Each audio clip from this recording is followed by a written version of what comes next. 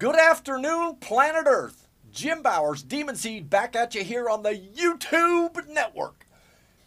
Today we're going to talk about the Phantom 3, the Professional and the Advanced.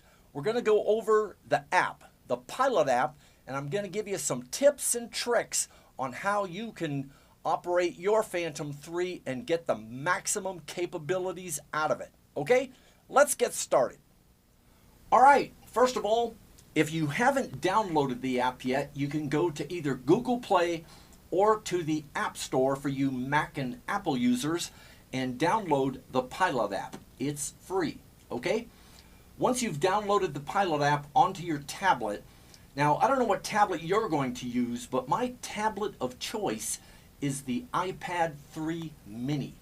And I got it with the cell phone service. When you buy the tablet, you have to either buy it with the cell phone service equipment installed in it or without it. If you buy it without it, you can't add it later. So if you're going to buy it with the cell service, then purchase it that way when you buy it at the Apple Store. What that's going to allow you to do is to pay about 50 bucks a month for cell service connect to your tablet. Now the advantage to that is you'll be able to bring up maps no matter where you're at as long as you're within a cell phone network. If you get the tablet that doesn't have cell phone service installed, you can't connect it to any cellular network out there, and then you're only limited to Wi-Fi.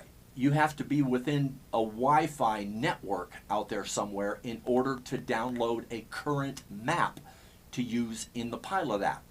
So I got the tablet that does have cell service. I subscribe to AT&T, so no matter where I'm at out there, as long as there's a cellular network, I get current maps downloaded into my Pilot app, and I'm not having to rely on a cached map.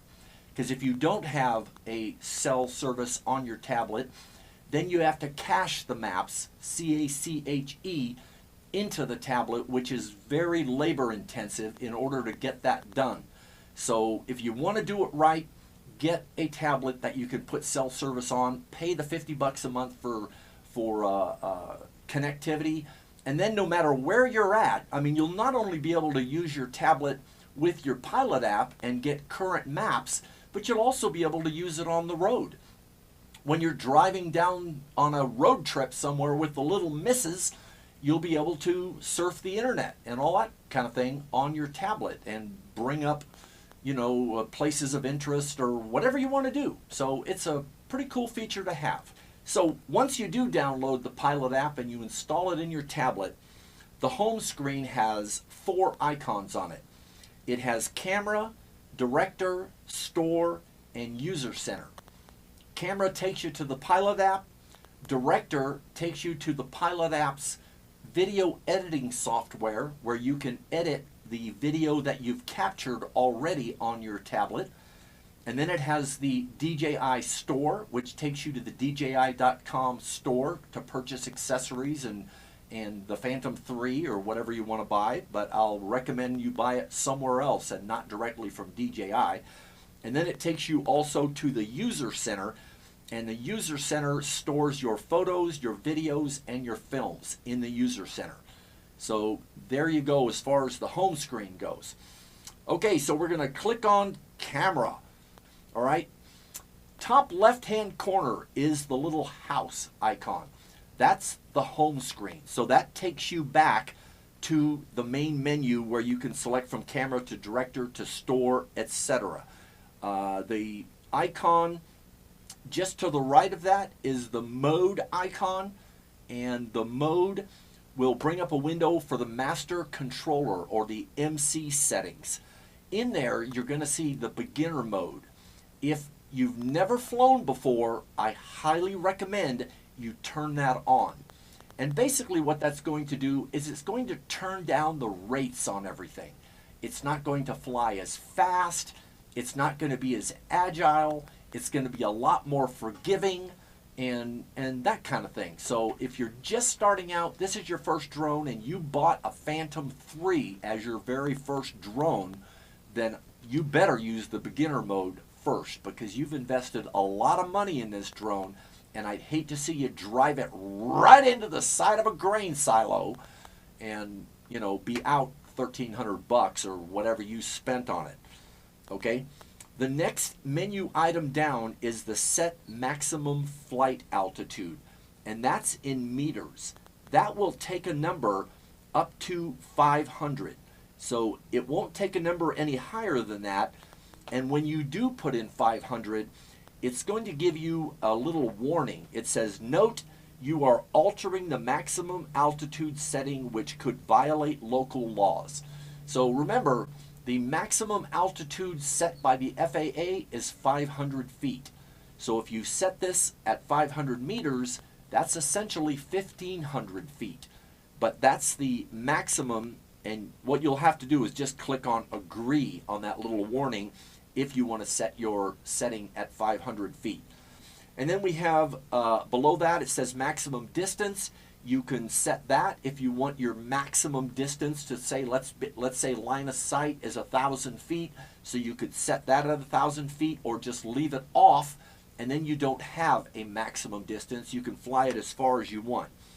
And so those are the important things under the master controller settings.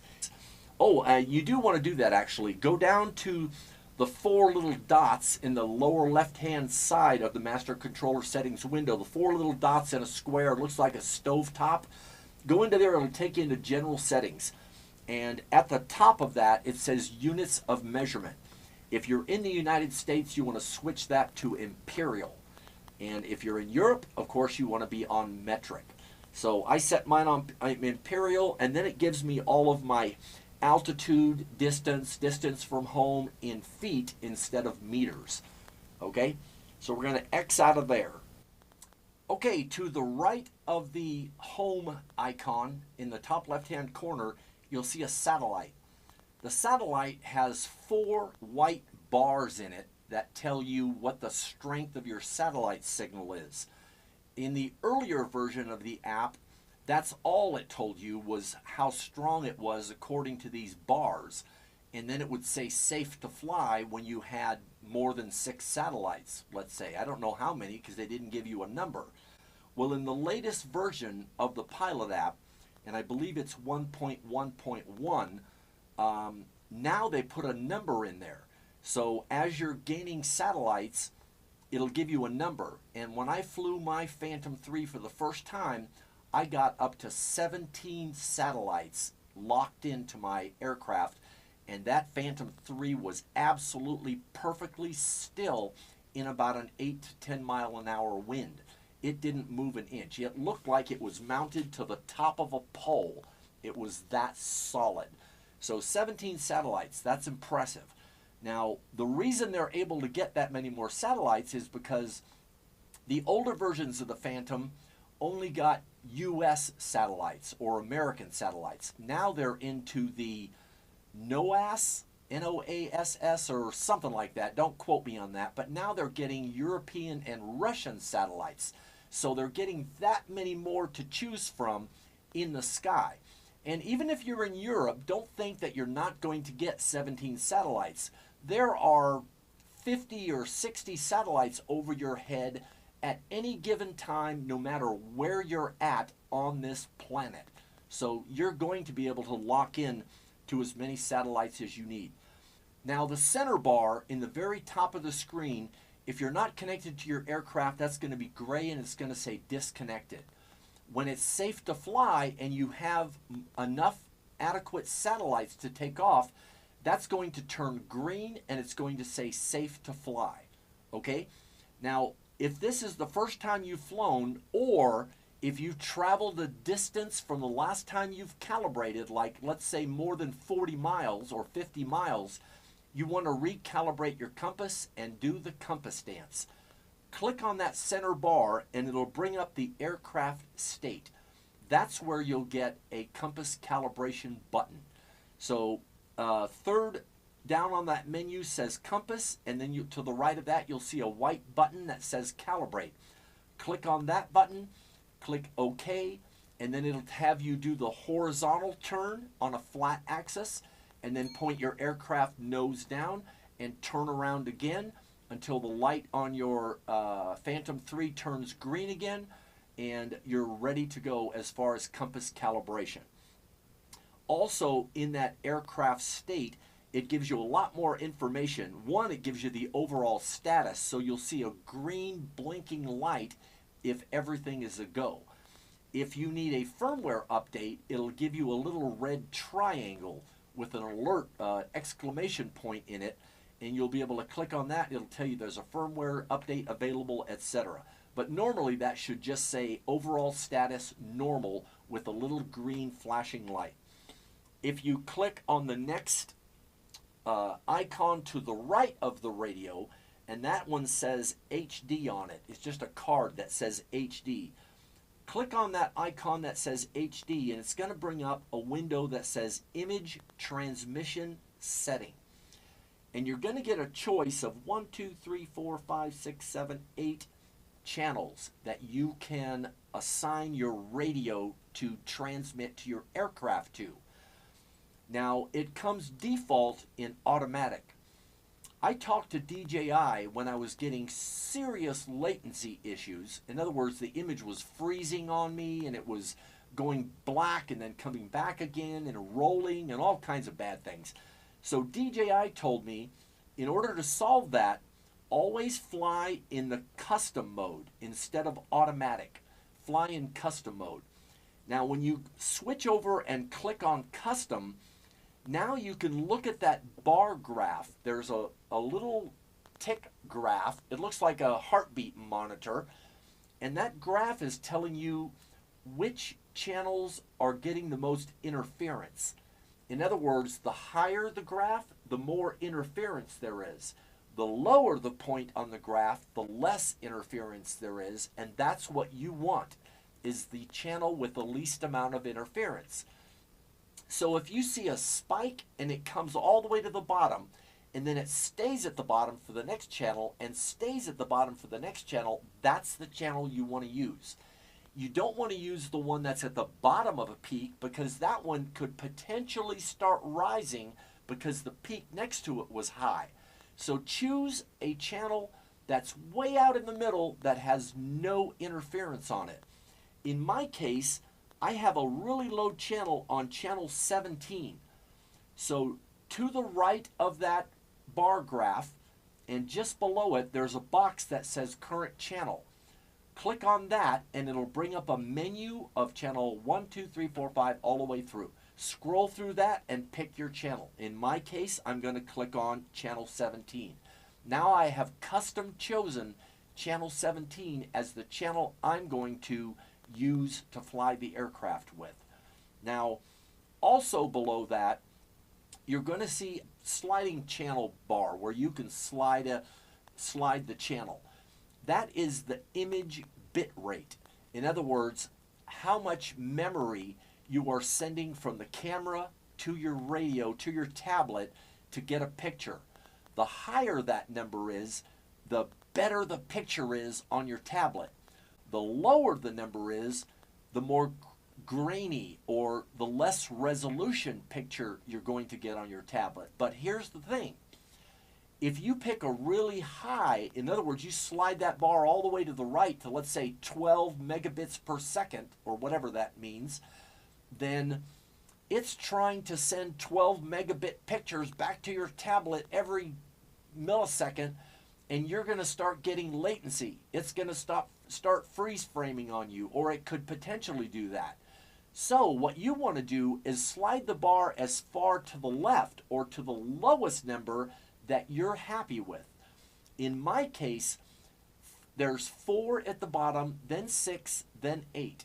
I chose 6, and I'm perfectly happy with the preview image that I get on my tablet. It looks terrific. It's not a bad resolution image, but the number is so low that I don't get any latency problems. There's no stair-stepping. I can be out 3,000 feet and I'm not getting a freeze image or any latency or lag or anything. It's a perfectly crisp image.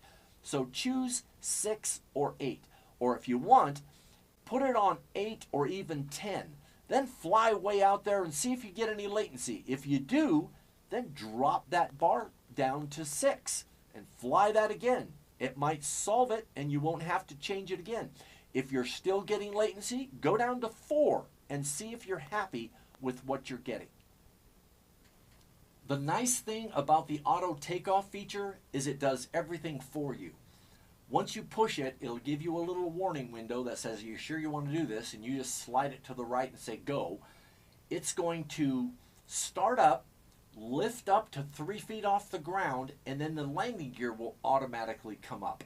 So you don't have to flip your landing gear up or remember to. You don't have to do anything. Just get up to 3 feet off the ground, let it hover there for a minute or two, do a little right, a little left, a little forward, a little back to check all systems are go, and then take off and do your flight. So I recommend it. Use the auto takeoff feature. Below that, there's a little paper airplane. And that little paper airplane is what your camera is doing. You can either set it to lock in the forward position, don't vary from left to right, or you can set it to follow. And in the follow mode, it's the icon that's got the airplane and a little ray of light coming out to the right. If you set it to follow, you can put your aircraft up in the air, aim the camera at you, let's say to do a selfie, then click follow, and now you can move around with the aircraft and even turn the aircraft, but the camera is always going to be aimed at you. The camera will stay fixed on the subject while the aircraft is wandering and doing a pan to the left or a big circle out there, or whatever you want to do. The camera will stay trained on the subject. It's a very, very handy tool, but you also have to be very careful with it, because what you're seeing on your tablet is the subject that the camera is aimed at and not the direction that you're flying. You might be flying that way, but the camera is aimed this way. So be very careful while learning how to use that follow me feature. To the right of that, there's an airplane with the rays, the green rays pointing straight out forward. If you're using the follow me mode and you want to get back to center and see where you're at, click on that last one to the right, and that will recenter the camera. The camera will immediately come around and go back to center straight out in front of the aircraft. So it's a way to reorient the aircraft. And just a note too, on the back of your radio, there are assignable buttons. This right button, I assigned it to do that same thing. You can, in the software, you can tell this button to reorient the camera to straight ahead. So when I'm using the follow me mode, or I'm out there screwing around doing something stupid, when I want to get back to straight and level, just click that button, bam, and my camera is right there in front of me and I know which direction I am headed, okay? All right, below the aircraft icon, you'll see a little arrow pointed down toward an H. That's your return to home icon. You can either use that icon to return to home or to go into the fail-safe come on home mode, or on your radio. On the radio, there's the button that is right there on the bottom right-hand side. That is also return to home. So whichever one is more convenient for you. Another icon that's on the left-hand side of the window is the home point flag. It's a little upside-down teardrop with an H in the middle of it. Click on that and it's going to open up two options. One is an aircraft option, and the second one is a radio and a little human being icon. Shows a radio and a little guy standing next to it. So if you click on the aircraft as the option, it sets the home point to where the aircraft currently is. So if you haven't taken off yet, you can click on that one and it sets the home point to right where your aircraft is sitting. Now, if your aircraft is way out there and you want to make sure that it comes back to you, then click on that home point flag and select the radio with the little person. And that sets the home point to where you are. And you can also use this if you're moving. If you're in a car and you're chasing your drone while you're driving down the street and now all of a sudden you want it to come home for whatever reason, then open up that thing and select you and the radio. It'll redesignate the home point to where you're at that moment. And then if you were to hit your return to home button on your radio, your aircraft is now going to come back to you where you currently are instead of where it took off from 1.5 miles down the road. Okay, so use that to your advantage. In the bottom left-hand corner, you've got your map. Click on the map and it brings up a street view or a regular map. And the map will show you the streets and where you're at in the city or in the country or whatever. So if you were to get disoriented and you're lost out there somewhere, you can click on the map and look at it and say, oh, I'm 3 blocks over and 1 block down. So it might be a way for you to save your butt if you want to use the map feature. Now, in the top right-hand corner of that map page, there's a little thing that looks kind of like a bullseye, but I call it radar. Click on that little radar icon in the top right corner of the map, and it's going to bring up a small little radar screen. In the center of that radar screen is your aircraft. It's designated as a little red paper airplane or a little red arrow. If that red arrow is in the very center, then your aircraft is sitting right at you. In other words, you haven't taken off yet. The further away that little red airplane is from the center is how far out you are. There are 4 lines going out, and they don't tell you what the distance is, the distance marking on those is, but I would say that it's around 300 feet per line. If you're 300 feet away from you, your little red airplane is going to be at the first line, and so on and so on and so on. If you get out to 3,000 feet or 3,500 feet, then your little red airplane is going to be sitting out on the border. It's gone beyond radar, and it's on the border of the radar icon. Now, if you were out there somewhere, let's say you were at 3,500 feet out or distance from home, and you're looking around, you're filming everything, and you all of a sudden look down and you don't know which way is home again, use your radar. Because if you use the radar, all you've got to do is look at the radar, look at the airplane, and the direction that that little red airplane is pointed is the orientation of your aircraft out there. It's actually pointed in the direction that it's currently sitting. So in order for you to get back home again, all you've got to do is take your yaw, your left stick, and turn it left or right, and watch your radar, and turn that red paper airplane until it's pointed back toward the very center again, to the center point. Then take your right stick and just fly forward. That's all you've got to do, is just keep flying forward. And that little red airplane is eventually going to start creeping in from the outer perimeter. If you were more than 1,000 feet away, it's going to sit there on that outer perimeter until you're inside the boundaries. Once it's inside the boundary, it's going to start coming through the center and toward the middle point. Keep on flying toward the middle, and eventually you're going to see your aircraft heading back toward you. It might be coming in from behind you, might be coming in from in front of you, but it's going to get back to you as long as you leave that little red paper airplane pointed back to center. Okay? So use that little radar screen to your advantage. It could save your butt one day. Okay? Also in the lower left-hand corner is your current flight information. In that flight information, you can look at your height, you can look at your distance from home, you can get your vertical speed, your horizontal speed, and then your altitude. So all of those numbers are available lower left-hand corner while you're in flight.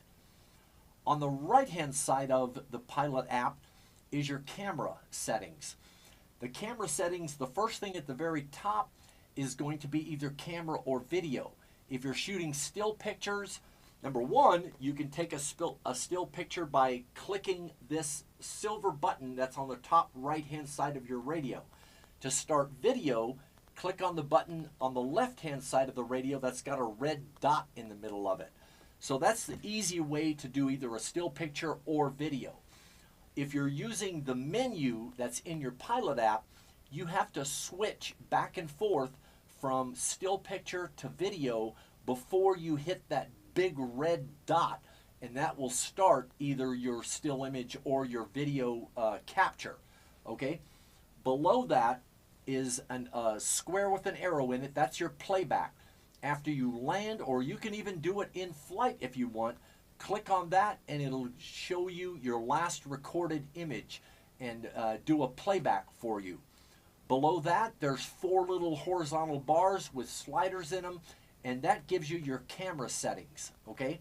There you go on the right-hand bar.